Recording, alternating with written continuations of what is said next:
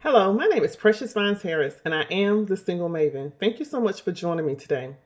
The Single Maven is a brand devoted specifically to helping and empowering single Christian women. I'm super excited to announce that my book, The Warrior Within Facing Your Frustrations When You Feel Stuck, has been published. I have been working hard behind the scenes to update my website, in addition to making sure everything is uploaded to Amazon. You all will find the book in e-book format as well as paperback. So make sure that you check that out. You can go directly to my website, thesинglemaven.com. You can also find more information on Amazon as well if you search by my name, Precious Vines Harris as author, or The Warrior Within Facing Your Frustrations When You Feel Stuck. Stay tuned to my social media platforms, TikTok, Instagram, Facebook, as well as YouTube for more updates. So we're going to get into my blog post for today. We're going to talk about the later daters. I do apologize for taking off a few weeks for the review of the show because I have been working hard behind the scenes on the book. So I just wanted to make sure that you all know that I'm still reviewing the show. I am starting with episode 3 today. And episode 3, in my notes I have, the title is Be Interested, Not Interesting. Now, I do have to apologize because I realized in reviewing my last episode in episode 2, I actually included some notes for episode 3. So some of the information I have, I'll let you know if I've already talked about it, so I won't repeat myself. But we kind of begin with Pam. Now, Pam is, I believe, 70 years old, and we have seen Pam be introduced and go out on 2 dates at this point. I think maybe she's actually with her second date at the beginning of this episode. And I do encourage you, if you have not started watching The Later Daters, it's on Netflix. So I encourage you to actually start watching it with me and leave comments as we review the show together. So getting back to Pam.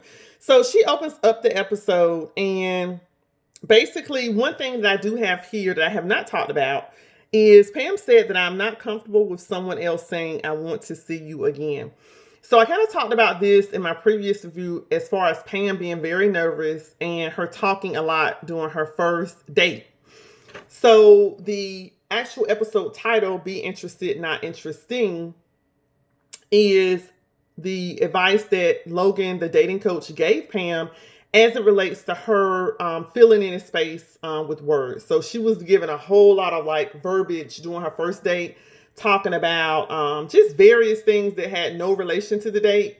And pretty much what Pam admits at the beginning of this episode is she self-sabotaged herself. And I actually had watched the beginning of episode 3 before, but when I went back and watched it again yesterday for the review, I saw that and I was like, I don't remember her saying that before, but I found it interesting that she actually was able to recognize that. And in my interpretation, I was thinking maybe she was super nervous, which she did say she was nervous as well. But her making a statement, I'm not comfortable with someone else saying, I want to see you again, means that she has not fully given herself over to the fact that she has to open herself up. She has to be vulnerable and transparent in the dating process. And she hasn't actually evolved to that point of being comfortable with doing that. So in her way to protect herself, she self-sabotages. So she's able to admit that. And I think that was an aha moment, because I think that when you're dating, that's definitely something that can happen. There can be ways that people actually deal with being nervous, dealing with change and transition. Some of us are not as comfortable with transition and things that we are not used to. So I would say if you are someone that has nervous tendencies or comes across a certain way, sometimes people are overly aggressive in dates. I've seen that as well, because they technically don't want to move beyond the point of where they are, meaning I have to open myself up. I have to learn more about other people that I don't know about, and I have to share myself. And I don't know if I'm comfortable with doing that.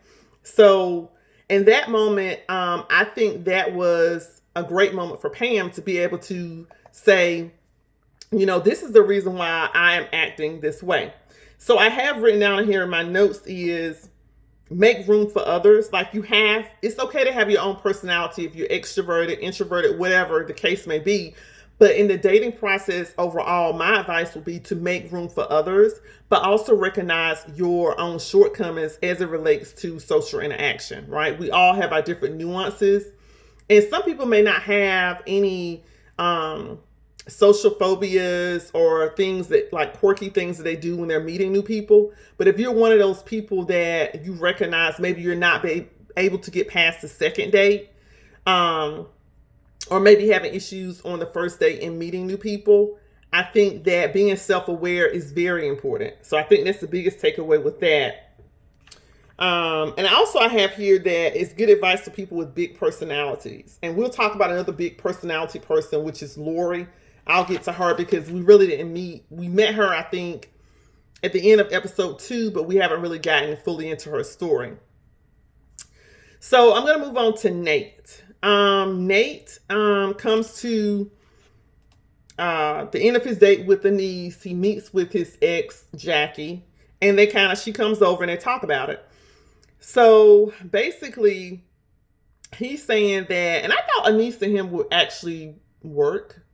Look at my first couple of videos when I talk about it. I feel like they meshed more than they thought they did.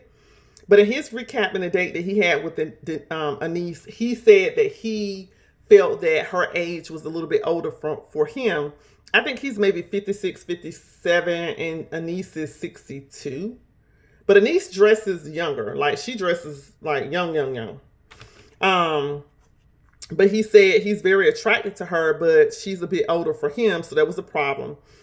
They do show Nate as far as him stating that he does get lonely sometimes. He wish he had someone to be around, but he doesn't want his life to be uncomfortable. And I have a note that I wrote here is, anytime that you're dating and open yourself up to meeting someone, you're going to have to get uncomfortable. You're going to have to get uncomfortable with meeting new people, learning more about yourself and that person. But also, if you were to actually go in an exclusive relationship with them, you have to make room for that person. You have to make room for another person being in your life. And that's going to be uncomfortable because when you think about it, if you're comfortable in your space, you live alone, you have everything set in your house the way you want it, your schedule is the way you want it, everything fits you, but is that going to fit another person being with you? That's the question. So that's one thing I will say, like if you're single, especially if you're older, if you're an older dater, you have to recognize that it's a little bit harder if you're older and dating because you have to make room for people when you are settled in your ways, in your personality, in your home, the things that you're comfortable with, right?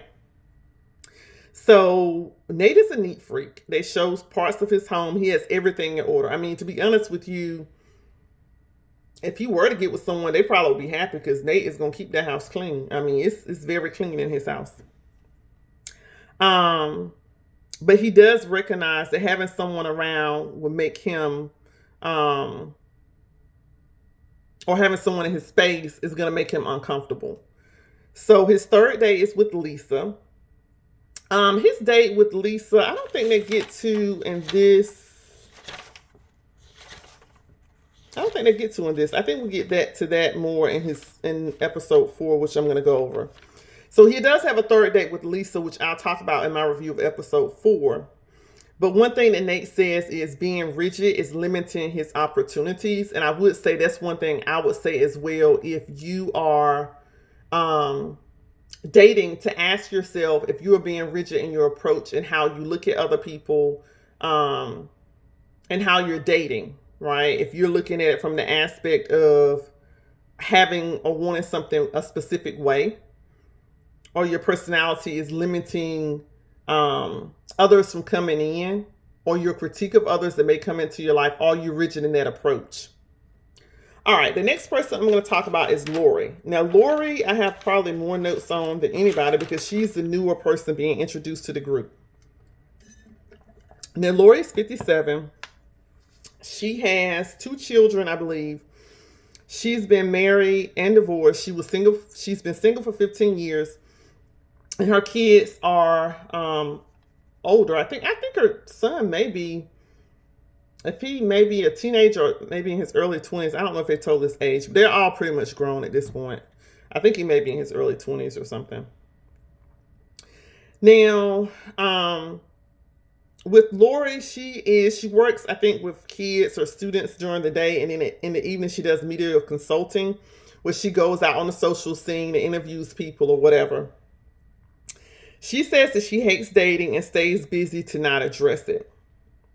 I think last time I mentioned it, she says that she's never been in love. She said she's loved people, but has never been in love, which I find interesting considering she's been married before. But who's to say because you get married, you've been in love? I think those are two totally different things that can happen. But not necessarily predicated. Like being in love does not predicate you actually getting married, or vice versa. It just means that you're married, if that makes sense. Lori says she wants someone to build dreams with and aspirations with, and also someone that can handle her dreams, things that she wants, knows how to be comfortable with her success. One recurring thing I think that we do see throughout this series is the fact that we have very strong, articulate women who have done things in their life, they've been successful, and sometimes that level of success may inhibit them from moving forward in the dating world, whether it's them and their analysis of other people or what they will or won't tolerate or will or won't accept, but also in the aspect of how other people view them. And I think that's one interesting thing here with Lori is when she meets with the dating coach, Logan, the dating coach tells her, like, ask questions, when she comes to her house, she asks us questions to find out more about her. When did she get married? I think she said she got married when she was 30.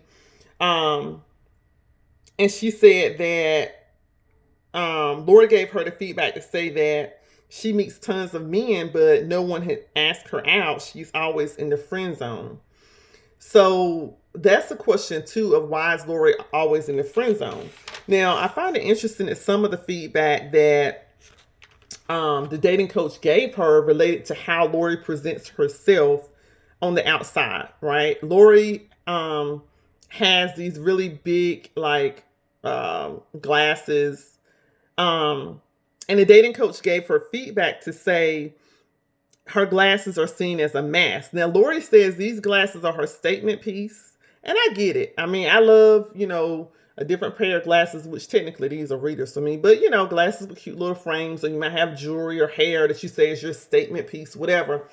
But what the dating coach was telling Lori is the fact that those glasses can be seen as a mask and make her less approachable. So I think that was food for thought. I can see where she was coming from because when you first see Lori, the first thing you see is the glasses. But I think that could be a mask because it doesn't necessarily tell you who Lori is. It tells you what Lori likes, but it doesn't tell you who Lori is as a person, right? I think sometimes that how you present yourself can push other people away because they don't know how to perceive you, or what they perceive you as or who they perceive you to be is not reflective of how you may dress, how you may look at that time. I think that is something to be cognizant of. But I think with Lori, when the dating coach Logan gave her that advice, she was like, I know what you're going to say, but I'm not changing my glasses. And I was thinking to myself, now, first of all, if you're going to actually be on this show, or if you're going to pay a dating coach, you have to listen to what people are telling you because, number one, they're in it for your best interest, right? Anytime you have a coach, it's to help you achieve your specific goal, right? It's not a personal attack. It's to help you achieve your specific goal. And if your goal is to date successfully and to get in a relationship, listen to what the person is saying. I don't think Logan was telling her you have to change who you are. But what you may have to do is modify your outward appearance somewhat. And this is not saying, okay, Lori, you need plastic surgery, you need to change your nose or, get breast implants. No, she's saying maybe change your glasses. I don't think that's a big thing to think about changing, because if Lori has a lot of glasses, different shapes, different colors, whatever, she could probably tone down and just get a regular pair of glasses. I mean, it may not even be glasses that are medically necessary. So it's not something that's going to be a big change that is taken away from the core of who Lori is. Because I think you may be able to choose another statement piece or just tone down your statement piece, right? But I can see where the dating coach was going with that advice, right? Now, Lori says that her goal is to find her best friend, but she's always in the friend zone. She likes someone, I can't remember what his name was, but she doesn't really know how to approach it, right?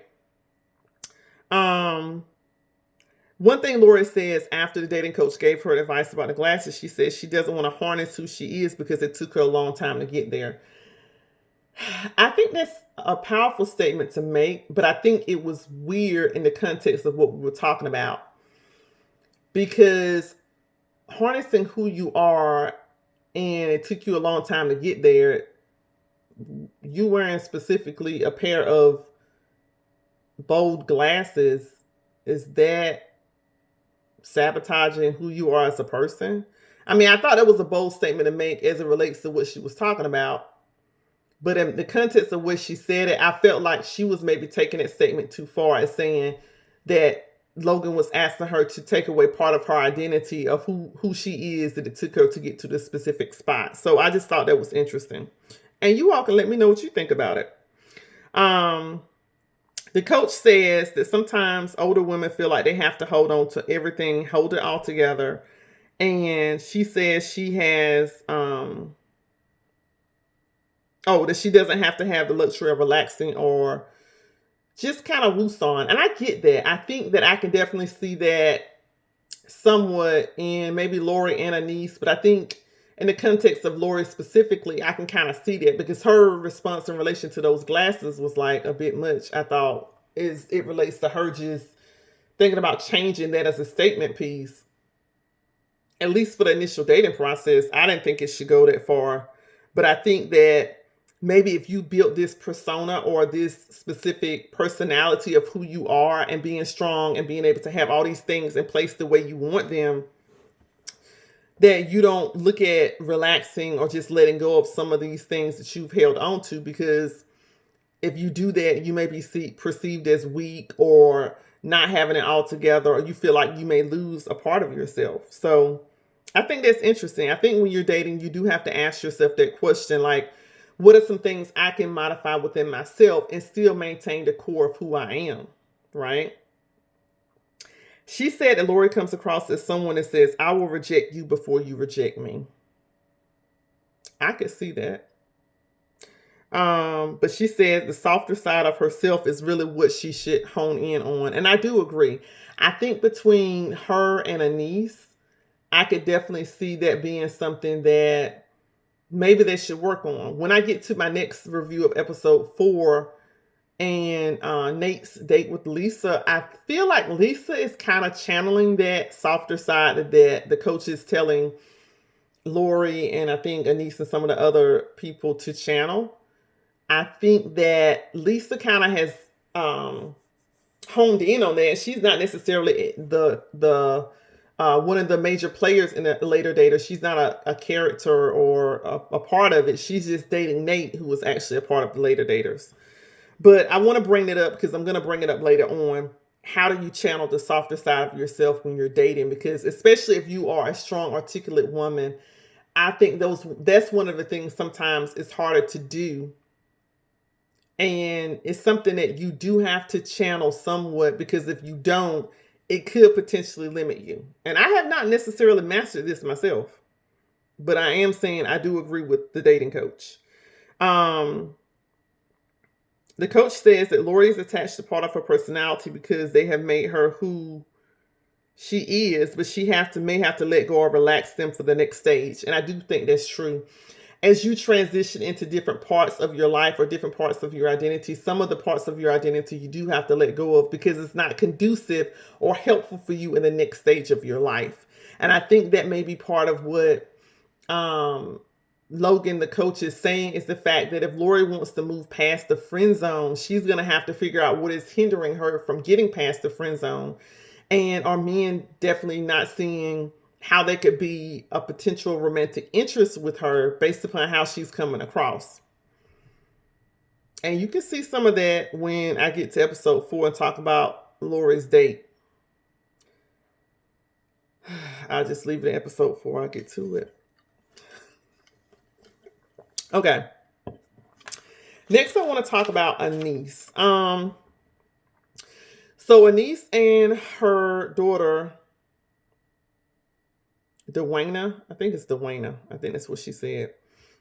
Is having a discussion about her not asking Nate out on a second date.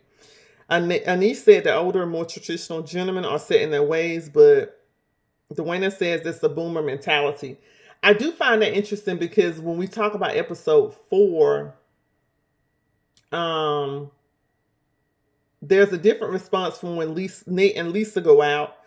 But I can see Dwayna's point of view because I think on the first date, men should be potentially the pursuer. I'm not saying that's a one size fits all for everybody.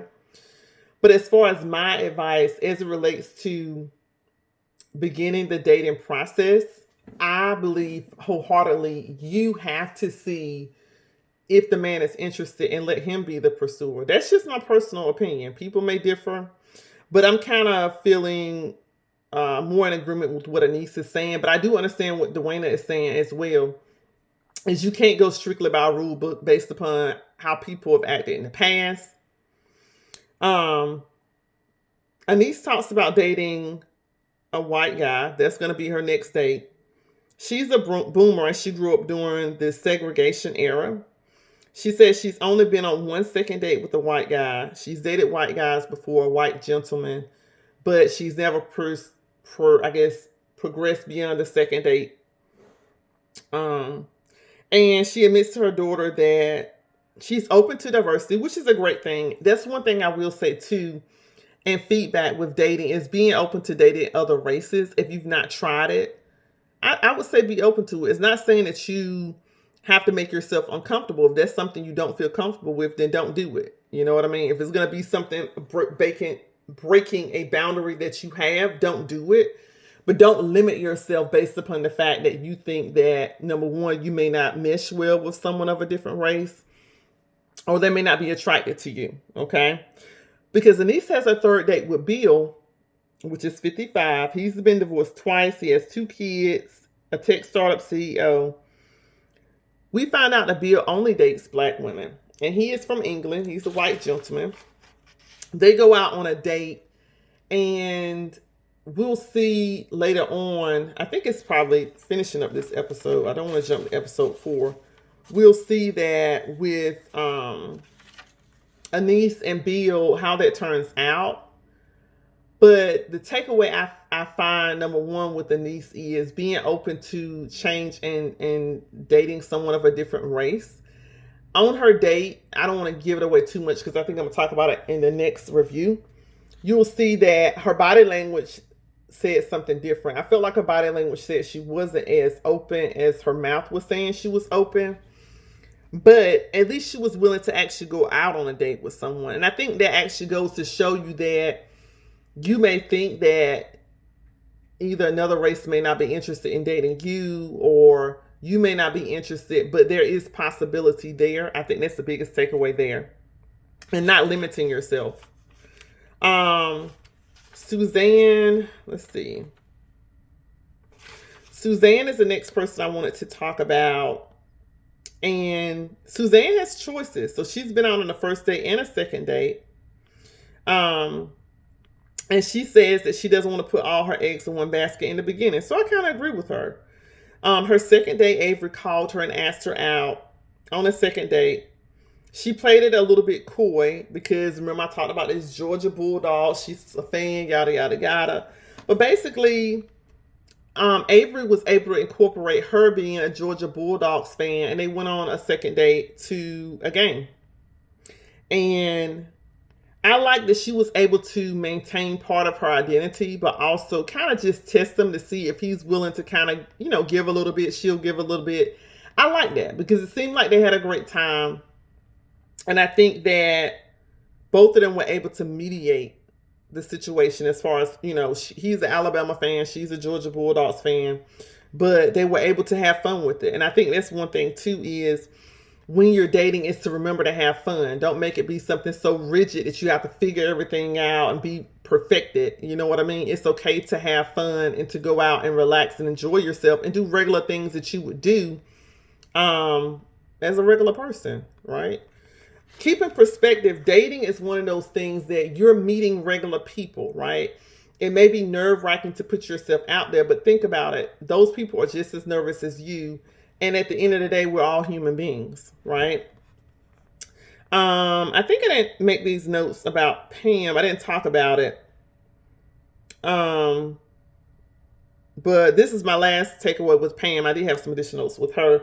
Pam does go back on a second date with Paul, and he asked for her number and she gave him a kiss. I thought that was interesting because it was one of those things where, remember I talked about Suzanne and she was wondering whether she should go on a second date with Avery, and she kind of waited. It goes to show you that you don't necessarily have to fully follow the rule book. Now, I don't necessarily know if I would have kissed the man on a second date, but who am I? Who am I? But one thing Pam said too is she is now interested about tomorrow instead of always thinking about yesterday. I think that was a great quote because I think as it relates to dating, that's one of the things to keep in mind. If you have been in previous relationships or even married before, you have to keep in mind that the whole whole goal of being in the dating process is to look forward to the next thing, right? If you're looking at getting married again or being in another exclusive relationship, you're opening yourself up to the possibility of the future of tomorrow and not the past, right? So I think that was a great quote. So these are my final takeaways. First of all, don't be afraid to try something different. Be open to trying different races, different types of dates, things of that nature. The second thing I have in my notes is rules and norms can change, right? Be open to that. Also maintain a sense of yourself. Be open to healthy criticism or healthy critique, because anytime you're in the dating process, there may be blinders that you have that you don't necessarily know that you have as it relates to dating, and being open to see specifically what parts of you may be hindering you from moving forward or getting to your ultimate goal. That's something you should think about. So I think that being open and flexible is always going to be a plus for you in a dating process. And lastly, like I just stated with Pam saying, look at dating as a way to build tomorrow and your future. But you may have to give up some of your preconceived notions and habits, right? That's very important. I think that's all I have for my notes that I can think of. Yep. So I do want to thank you for staying with me for this review of episode 3, being interested, not interesting. And with that being said, thank you for joining me today. I hope you like, comment, and subscribe to my channel. And until next time.